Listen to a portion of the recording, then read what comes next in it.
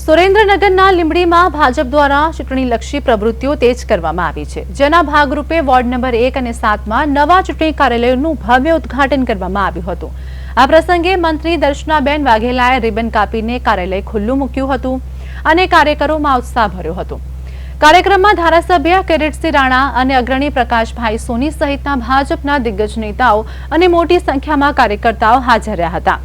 ઉપસ્થિત આગેવાનોએ આગામી સમયમાં ભાજપની જાતિ સુનિશ્ચિત જીત સુનિશ્ચિત કરવા અને લોકશાહીના પર્વમાં વધુમાં વધુ લોકો મતદાન કરે તે માટે ભારપૂર્વક અપીલ કરી હતી।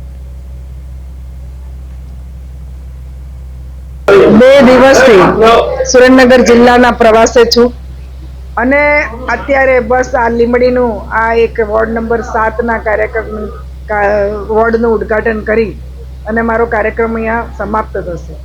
પરંતુ મેં જોયું એ પ્રમાણે મારી પાટડીથી મારી શરૂઆત થઈ હતી પ્રવાસની। દસાડા, પાટડી, લખતર, સુરેન્દ્રનગર શહેર અને સવારે અમે મહિલા મોરચાનું મોટી સંખ્યામાં સંમેલન